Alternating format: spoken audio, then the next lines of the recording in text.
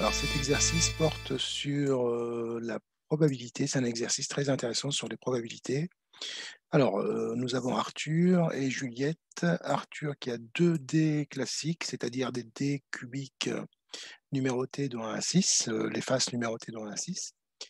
Et Juliette possède 2 dés atypiques avec une composition différente des dés classiques. Nous avons ici un patron de chaque dé. Donc le premier dé, visiblement, il possède 1, 1, 2, 2, 2, 3 et un 4. Il a toujours 6 faces, mais on n'a pas les numéros de 1 à 6. Et puis le dé numéro 2, 1, 3, 3, 4, 6 et 8. Ensuite, Arthur et Juliette définissent une règle de jeu. Donc chacun d'eux lance ses 2 dés, puis additionne les 2 nombres qui les 2 nombres qu'il a obtenus. Donc ça veut dire qu'ils vont lancer les dés, donc ils regardent les faces supérieures et ils additionnent les résultats. Supposons qu'ils obtiennent 2 pour le dé 1 et 1 pour le dé 2. Le résultat de ce lancer, c'est 3. Donc c'est une somme à chaque fois. Très bien. Lors du premier lancer, Juliette et Arthur ont tous deux obtenu une somme égale à 5. La question, qui de Juliette ou d'Arthur avait le plus de chances d'obtenir 5? Donc c'est une question assez classique. En fait, il faut se poser la question, qui a plus de chances de tomber sur 5 en faisant la somme des 2 nombres obtenus, c'est-à-dire le nombre obtenu par le dé numéro 1 et le nombre obtenu par le dé numéro 2. Donc cette expérience aléatoire, bien sûr, elle est aléatoire parce qu'on ne connaît pas la sortie, on ne connaît pas l'issue du lancer. En fait, on peut la modéliser avec un lancer avec un tableau à double entrée. Alors, les 2 entrées donc en ligne et en colonne. Donc, pour la ligne, on peut supposer que c'est le dé numéro 1. Alors, je vais l'appeler D1. Et pour la colonne, D2. Donc, pour Arthur, par exemple,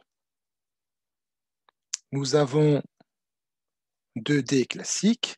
Donc, les dés sont numérotés, les faces du dé, pardon, sont numérotées de 1 à 6, 1, 2, 3, 4, 5, 6. Le dé numéro 2, 1, 2, 3, 4, 5, 6. Et puis ici, en fait, on va faire la somme des colonnes, de la colonne et de la ligne. C'est-à-dire, le 1, ici au croisement de 1 avec 1, c'est comme si on avait obtenu 1 avec le premier dé et 1 avec le deuxième dé. Donc le résultat ici qu'on peut obtenir, c'est 2. Donc on va compléter les lignes, c'est pas compliqué. Voilà, donc 3, 4, 5, on va se décaler de 1 à chaque fois. 4, 5, 6, 7, 8 et 9. Donc là, nous sommes en train de modéliser l'expérience du lancer de dés avec Arthur, avec ses 2 dés classiques. Donc 5 plus 1, ça fait 6, etc. Donc c'est très pratique le tableau à double entrée, ça nous permet de visualiser assez rapidement les choses. Voilà. Donc on remarque que si on obtient 1 et 1, donc ça fait 2, au maximum on aura 6 et 6, c'est-à-dire 12. Les sorties, les issues possibles vont de 2 à 12. Alors combien on a de possibilités? 6 fois 6, on a 36 possibilités, puisque nous avons un couple de 6 possibilités par 6 pour le deuxième dé. Très bien. Alors maintenant, on va regarder combien de fois on peut avoir un 5. Le 5, on peut le composer, par exemple, sur la première ligne, avec 1 et 4. Mais on peut l'avoir aussi en faisant 4 et 1. Donc nous allons avoir une symétrie. Ensuite, on peut faire 2 plus 3. Mais également 3 plus 2. Donc en tout, nous avons une possibilité, 2, 3, 4 possibilités d'avoir 5 sur 36. On peut affirmer que la probabilité d'obtenir un 5 est égale à donc, nombre de cas favorables sur le nombre total.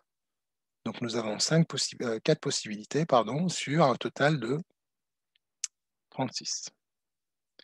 Ce qui nous fait une chance sur 9 d'obtenir 5 avec, les 2 dés classiques d'Arthur. Alors pour Juliette, elle a 2 dés différents. Donc le premier dé, il a pour face 1, 3, 3, 4, 6 et 8. Pour le deuxième, 1, 2, 2, 3, 3 et 4. Donc nous allons faire de nous allons procéder de la même manière. Donc nous allons tout simplement faire la somme des résultats possibles. Donc 1 plus 1, ça fait 2. Par contre, là, on peut pas, il faut vraiment le faire un par un. 1 plus 3, ça fait 4. 1 plus 3, ça fait 4. 5, 7 et 9. 3, 5. 2 plus 3, ça nous fait 5. 2 plus 4, ça nous fait 6. 2 plus 6, ça nous fait 8. Et 2 plus 8, ça fait 10. Pareil, donc ça, c'est la même chose, puisqu'on a un 2 encore. Donc 3, 5, 5, 6, 8 et 10. Alors, si on avait un 3, donc 3 plus 1, ça fait 4. 6, 6 encore. 7, 3 plus 6, ça fait 9. 3 plus 8, ça fait 11. Donc la même chose, puisqu'on a un 2, 3. Donc 4, 6, 6, 7, 9 et 11. Et pour le 4, ça nous fait 5. Donc on rajoute 1 là, chaque fois ici. 7, 8, 10 et 12.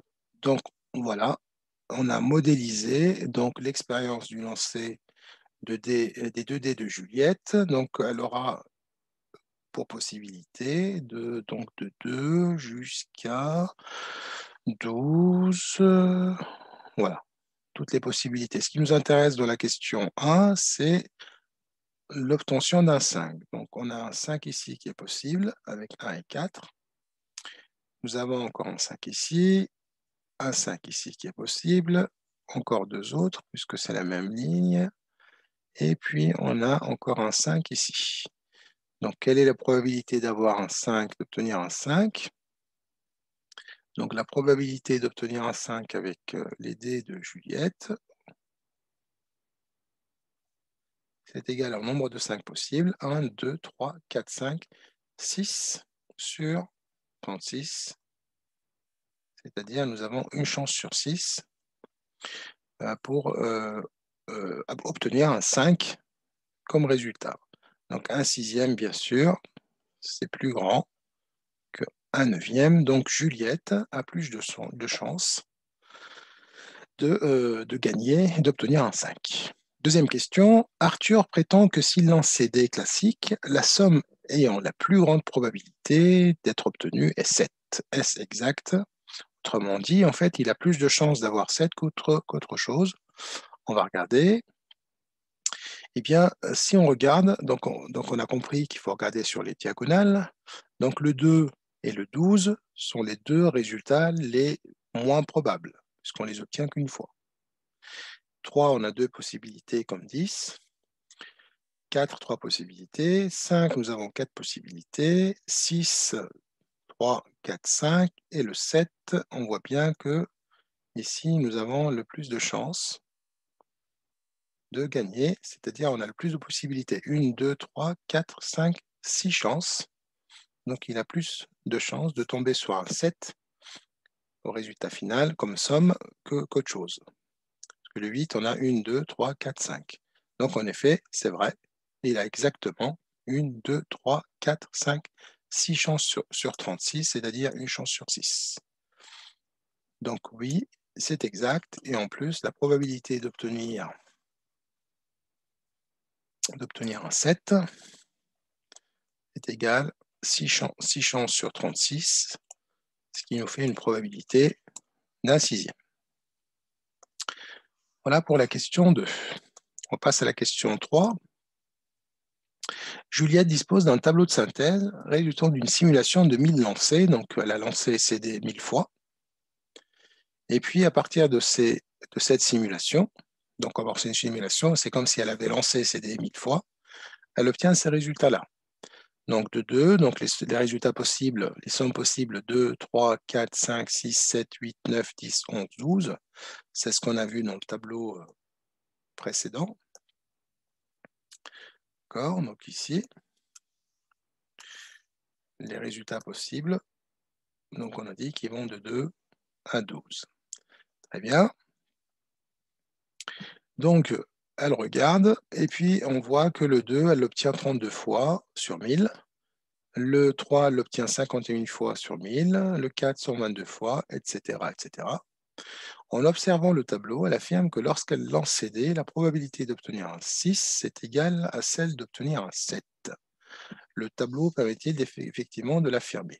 Donc si on regarde, donc en effet, avec cette simulation, elle voit que le 6, il apparaît 151 fois, et le 7 apparaît aussi 151 fois. Donc, est-ce que, effectivement, on peut dire que les probabilités d'obtenir 6 et 7 sont exactes?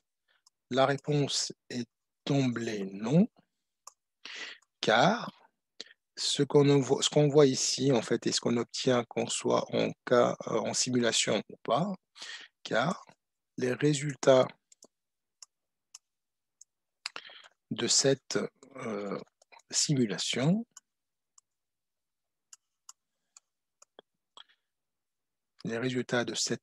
simulation affichent des fréquences d'apparition et non des probabilités. Alors, c'est quoi la différence entre les deux? En fait, si on augmente le nombre de lancers, c'est-à-dire on augmente la taille de notre échantillon, c'est-à-dire le nombre, la taille de la simulation. Supposons qu'on passe de 1000 à 100 000, par exemple. Eh bien, les fréquences qu'on va obtenir, que je vais appeler FI, la fréquence de 2, la fréquence de 3, la fréquence de 4, etc., ces fréquences vont se rapprocher des probabilités, de la vraie probabilité. Donc, plus la taille de l'échantillon est grande, plus on stabilise les fréquences, c'est-à-dire les fréquences elles deviennent quasiment constantes, et ce nombre constant qu'on va obtenir quand on prend un échantillon très très grand, c'est la probabilité. Mais si vous prenez un échantillon petit, parce que 1000 lancers, ce n'est pas quelque chose de grand, hein, même si ça vous paraît grand, ça ne traduit pas la probabilité. Prenez un exemple, par exemple, pour mieux comprendre les choses. Prenez une pièce de monnaie. Voilà, une pièce de monnaie. Et donc, vous avez deux possibilités en lançant votre pièce de monnaie, pile ou face. Si vous faites 3 lancers, vous n'êtes pas sûr, ou 4 lancers, vous n'êtes pas sûr d'avoir de pile et de face. Par contre, si vous allez faire 100 000 lancers, le résultat que vous allez obtenir, il va se rapprocher de 50-50, c'est-à-dire 0,5. Il y a une chance sur 2 de pile, une chance sur 2 pour l'obtention de face. On va se stabiliser autour de 0,5, c'est-à-dire on va tendre vers un nombre fixe, constant, et ce nombre-là qui est théorique, c'est la probabilité. Donc si vous faites 100 000 lancers, vous allez peut-être avoir quelque chose qui va ressembler à 49 000 et puis 51 000 par exemple. Alors je reviens à mes tableaux, le tableau de Juliette. Donc la probabilité, on voit que c'est différent tout de suite, hein, d'obtenir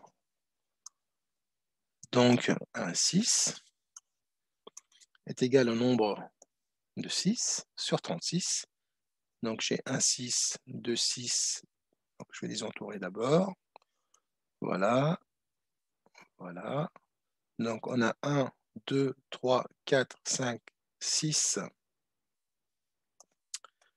sur 36, c'est-à-dire un sixième. Et la probabilité d'obtenir un 7. Alors, pour les 7, Moi, je vais les entourer en noir. Donc, nous avons un 7 ici, 2, 3, 4, 5. Donc, nous avons 5 possibilités. Donc, nous avons une probabilité de 5 sur 36 qui est proche de 6 sur 36, mais ça n'est pas égal à 6 sur 36. Je vous remercie pour votre attention et je vous dis à très bientôt pour la suite de la correction. Merci à vous.